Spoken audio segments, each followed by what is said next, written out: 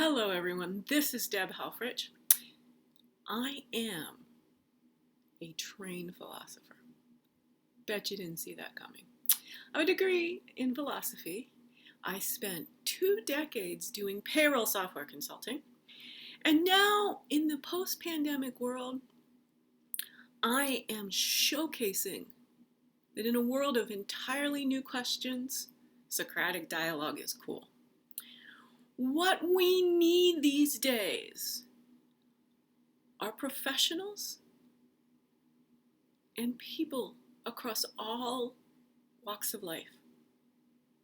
Literally every single one of the 7 billion of us are faced with entirely new questions. We need to learn the skill of humane critical thinking. The way to make decisions using life-centering principles is really simple. It's a concept that I call evolutionary logic. Now, evolution talks about, of course, species coming from fish and reptiles and birds and mammals and us. But simultaneously, things like our thought processes, our culture, our society, our governments, these concepts of civilization also must evolve. They are subject to laws of natural selection. They are subject to mutations. They will go anywhere we ask them to, through the simple truth that adaptation is being fit. Being both physically and mentally fit is your guarantee that you are going to learn how to thrive after Corona. So, I'm building a career as both a Socratic monologuist and somebody who brings Socratic dialogue into every discussion.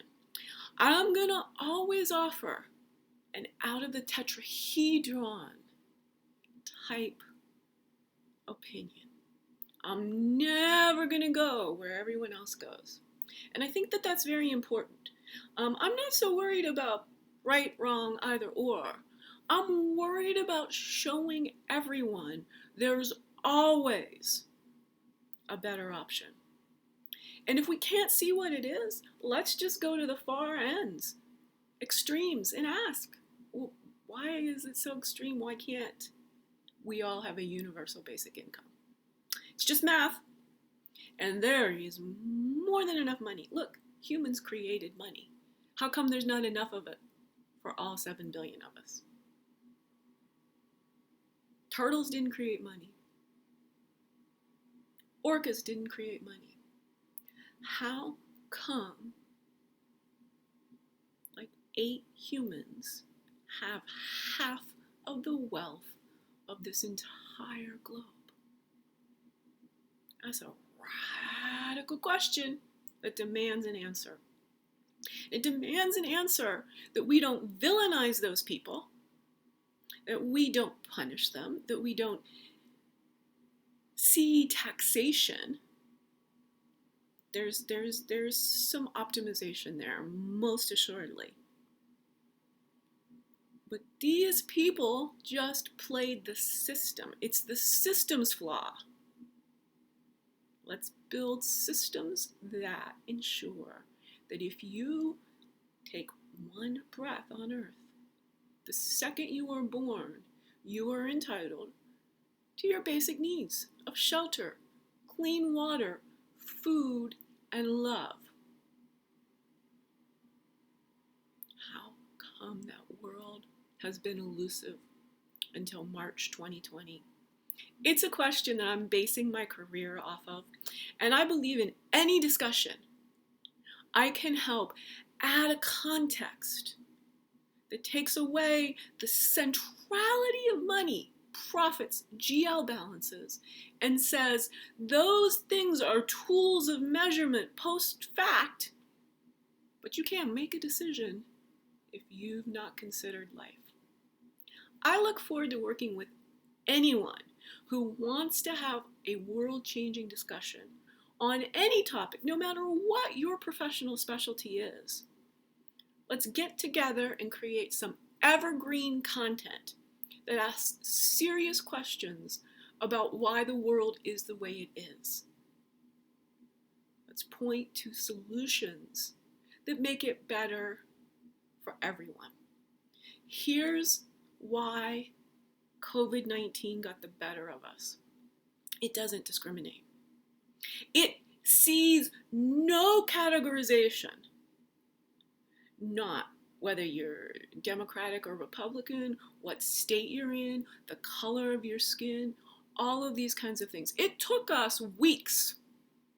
It's April 10th, so nearly a month to start realizing that the racial demographics of those who find this virus fatal point out to inequality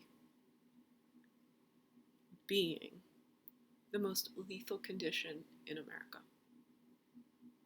If you suffer from inequality, and all of us do to some extent, Gates's inequality is not like ours, but he still lives a life constrained by many things that could be better if he had the capacity to be more of a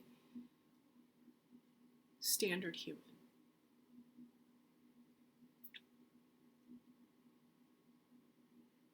Even when you have untold billions at your disposal, when you live in the framework of America, and everyone's sharing his previous 2014 thoughts about pandemics, you didn't listen to him. He didn't get listened to by the powers that be.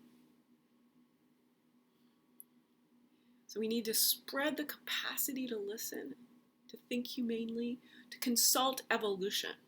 Because evolution, the intelligence of life, is 100% inclusive. Every bit of life matters. It's data for the future. Let's start acting like we believe in evolution and we value life. That's the way to make America humane for the first time.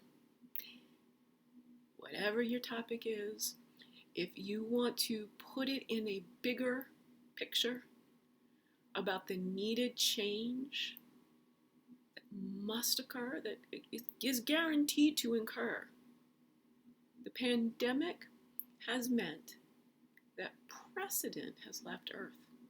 If you're consulting, this is how it was done, that was what we'll do, no longer can you let precedent be the boss of you, because we built a screwed up world where only certain people looking certain ways were guaranteed lives of happiness. I object. There's nothing honorable about that. When we live in a world where every human can be like this, can let their inner rant out, knowing that their heart is pure, whatever they say, however they express themselves, the very crucial point is all life matters, and I'm going to do whatever it takes and upset every single prejudice till we get to a point where every bit of life, from single-cell amoeba up to humans, has a terrestrial surface of Earth that is not toxic, poisonous, and judgmental. Be well. I look forward to working with anyone who wants to add the layers of philosophy into their work. Not every podcast will be up for this, but if you want to create evergreen content that showcases your heart, let's work together. I look forward to talking to you.